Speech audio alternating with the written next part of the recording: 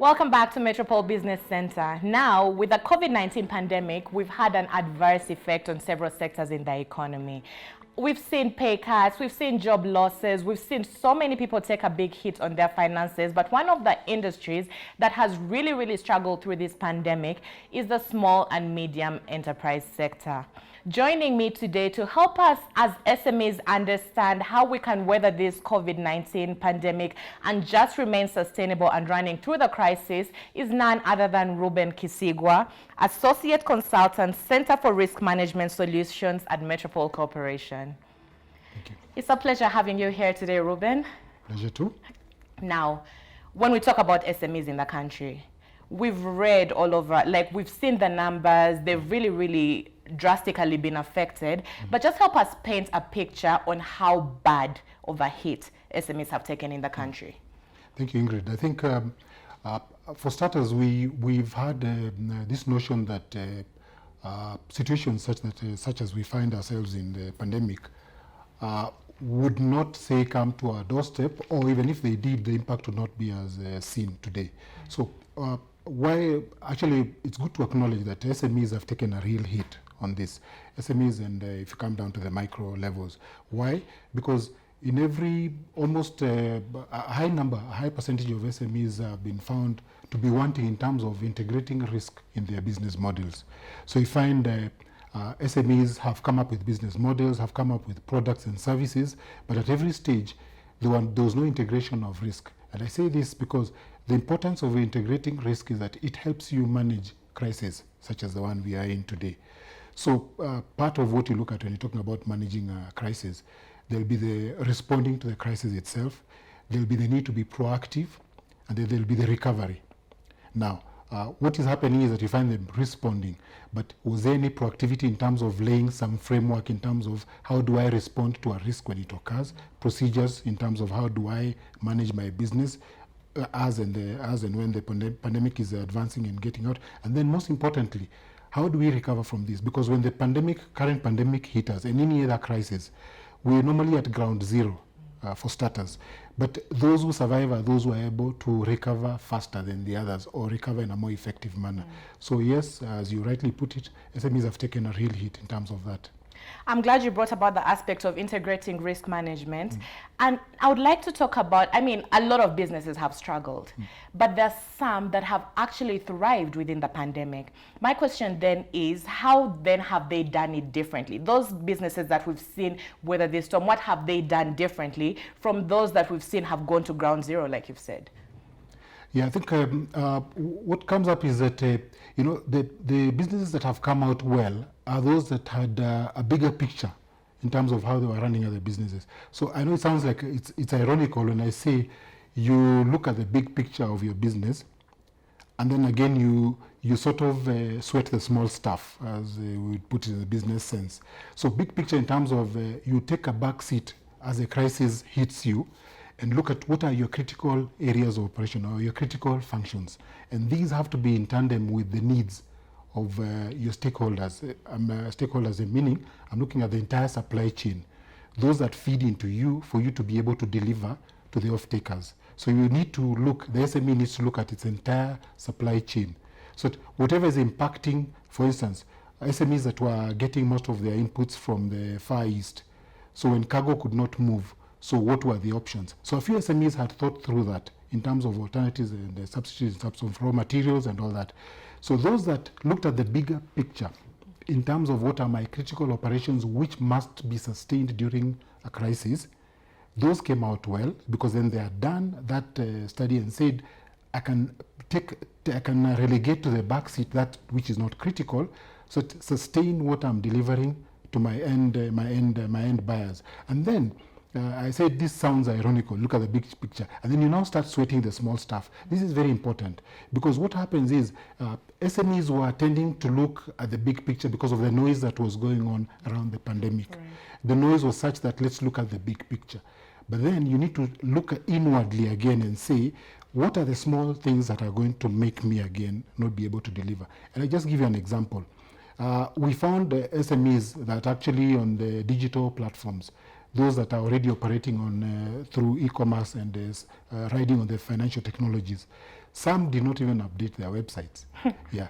So now where do I get you? How do I know what stuff you're doing? Right. Yeah. And then some also, again, unfortunately, had to relocate premises. Some their own members of staff were working from home.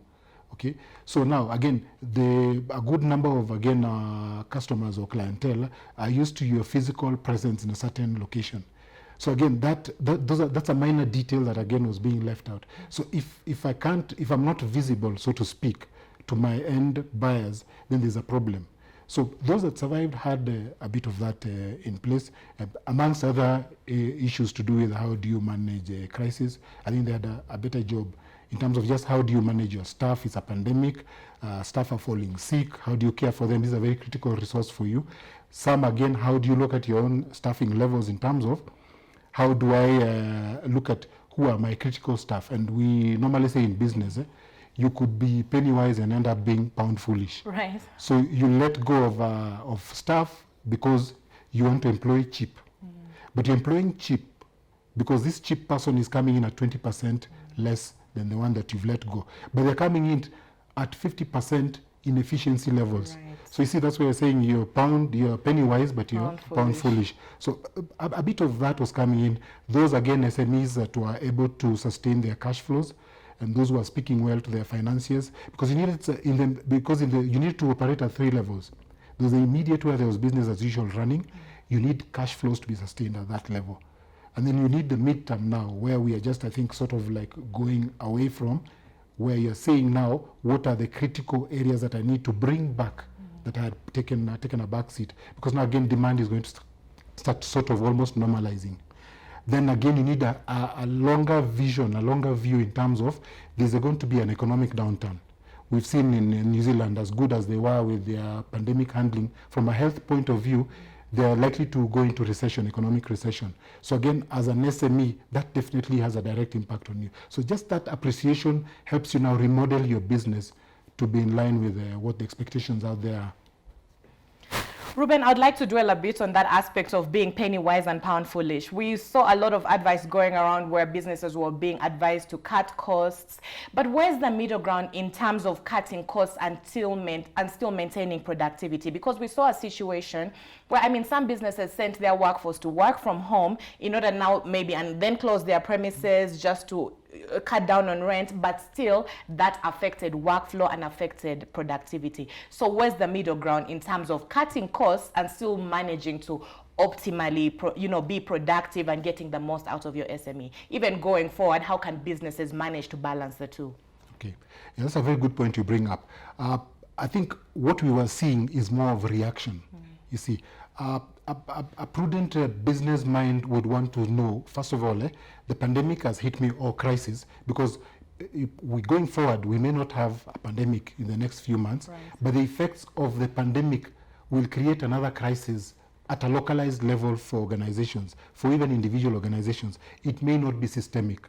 So you find SME A in the same business sector with SMEs B, C, D, right, suffering, simply because the approach was very wrong.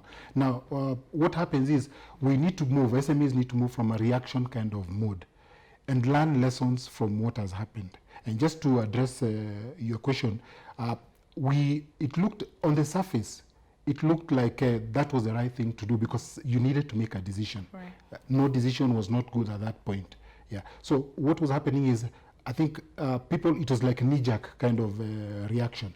Let me lay off staff, let me move premises, let me stop producing this line. But the question was, did the SMEs even understand the effect the pandemic had on their businesses? And why I say that is because they needed to do an evaluation of the impact of this crisis and any other crisis. For instance, do the SMEs look at the financial implications of this crisis, right, in terms of how were the assets impacted on? Because Metropole TV is here. Yes. Have you looked at your assets, for instance, if this was an SME? Has the value deteriorated? Are they able to pay their debts? And that's where now you look at issues to do with liquidity. So I need to appreciate that's the level where I am. Now again, you move from that. How are your people, your staffing levels? Before I let go, is there an opportunity that exists from this crisis such that I may need this staff complement, but now reassign them to other revenue generating areas? So you're saying you need to convert again the crisis into an opportunity. That thinking needed to come out. Those that did that came out well. And then you look at things to do with the operational, a crisis that touches on your operations as an SME. And here it's very critical because it's what in the financial sector we would call consumer protectionism. Am I getting value as a consumer for my money? So SMEs needed to evaluate that because we are aware of clients or customers who would pay a premium just for you to do a home delivery for them, for instance. But that home delivery needs to be within, again, the confines of their comfort. Time issues come in, you need to be that. And then there's the issue of technological crisis. SMEs that understood that we are now going digital in terms of we are now going to sell through e-commerce away from the physical selling. What were the challenges? The emerging risks that came with it, the evolving risks that come with you digitizing when you're not even prepared in terms of support systems. So that SMEs that had that kind of appreciation then planned well in terms of the responses they were taking now to the pandemic. In the absence of doing that kind of analysis as a business, and by the way, it's very possible, it sounds like this is only for the corporates.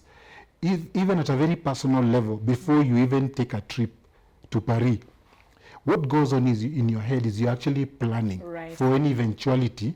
There could be your luggage could be lost in transit, you could be flight delays connecting, you could miss out even on the conference you're going for 2 days. So that goes on in your head. That's part of appreciating these are likely events.